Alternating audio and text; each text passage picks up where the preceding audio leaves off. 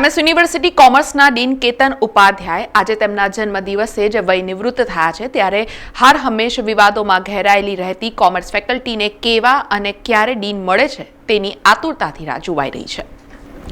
વડોદરાની એમએસ યુનિવર્સિટીમાં સૌથી મોટી ગણાતી એવી કોમર્સ ફેકલ્ટી કે જે પરિણામ હોય કે કોઈ અન્ય મુદ્દો હોય હંમેશા ચર્ચામાં જ રહેતી હોય છે અને તમામ ચેલેન્જ ડીન માટે એક પડકારજનક હોય છે। ત્યારે 2019માં કોમર્સ ફેકલ્ટીમાં ડીન તરીકે કેતન ઉપાધ્યાયની વરણી થઈ હતી। ત્યારબાદ 2020માં જ કોરોના કાળ આવી જતા ક્યાંક ને ક્યાંક વિદ્યાર્થીઓને શિક્ષણ આપવું ખૂબ અઘરું પડ્યું હતું, પરંતુ ઓનલાઈનના માધ્યમથી ડીન કેતન ઉપાધ્યાય દ્વારા તમામ વિદ્યાર્થીઓને શિક્ષણ મળી રહે તે માટે પોર્ટલ બનાવી પ્રોફેસરો ઘરેથી વિદ્યાર્થીઓને અભ્યાસ પણ કરાવતા હતા। સાથે જ ઘણા બધા ચેલેન્જો 5 વર્ષના કાર્યકાળમાં તેમની સામે આવ્યા હતા।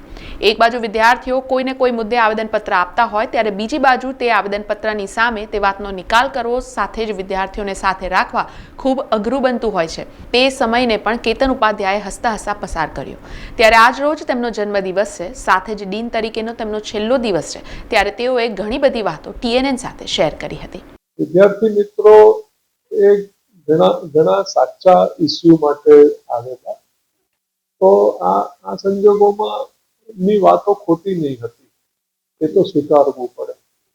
તો જેટલો પણ અમે એમને ન્યાય આપી શક્યા, અમારી જે સિસ્ટમના લિમિટેશન હતા, ઇન્ફ્રાસ્ટ્રક્ચરના લિમિટેશન હતા, મેનપાવરના લિમિટેશન હતા, અને વિદ્યાર્થી મિત્રોએ ભલે એગ્રેસિવલી ડેમોન્સ્ટ્રેશન કર્યા, પરંતુ એમણે અમને સહકાર પણ ઘણો આપ્યો। ફેકલ્ટી ઓફ કોમર્સની જે એક્ઝામ રિલેટેડ, એડમિશન રિલેટેડ જે વાતો હતી એ અમે એમના થકી જ વિદ્યાર્થીઓ સુધી પહોંચાડી શક્યા, અને ઘણા બધા એવા મુદ્દા હતા એમનો સાથ મળ્યો છે। 1979માં હું આ ફેકલ્ટીમાં ફર્સ્ટ યર બીકોમના વિદ્યાર્થી તરીકે આવ્યો અને આજે 2024માં હું રિટાયર થઈ રહ્યો છું। તો આ ફેકલ્ટીએ, આ યુનિવર્સિટીએ તો મારું કેરિયરમાં ઘણું યોગદાન આપ્યું છે, પરંતુ છેલ્લા ડીનશીપના જે અનુભવો છે તેમાં તો એક વસ્તુ એ છે કે આ ફેકલ્ટી ચલાવવાનું કોઈ એક જણનું ગજુ નથી। એડમિનિસ્ટ્રેશન, ટીચિંગ મિત્રો, નોન ટીચિંગ મિત્રો, પ્રેસ, વિદ્યાર્થી નેતાઓ, આ બધાના સહયોગથી મને આજે જે પણ મારાથી કામ થઈ શક્યું છે એવું વિદ્યાર્થીઓ માટે મારે ખાસ એ કહેવાનું છે કે કોમર્સ એક એવી સ્ટ્રીમ છે એ એવરગ્રીન સ્ટ્રીમ છે, અને કોમર્સમાં અત્યારે જે જોબની ઓપોર્ચ્યુનિટીઝ છે, એન્ટરપ્રિનરશિપની ઓપોર્ચ્યુનિટીઝ છે, સ્ટાર્ટઅપની ઓપોર્ચ્યુનિટીઝ છે, એવી બીજા કોઈ સ્ટ્રીમમાં નથી।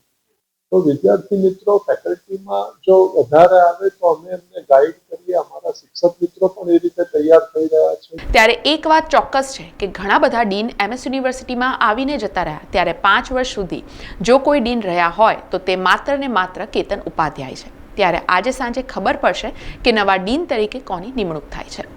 સમાચારોના સતત અપડેટ માટે TNN ન્યૂઝને YouTube પર સબસ્ક્રાઇબ કરી બેલ આઇકોન પ્રેસ કરો અને અમારી સાથે જોડાયેલા રહો Facebook, Instagram અને Twitter ઉપર।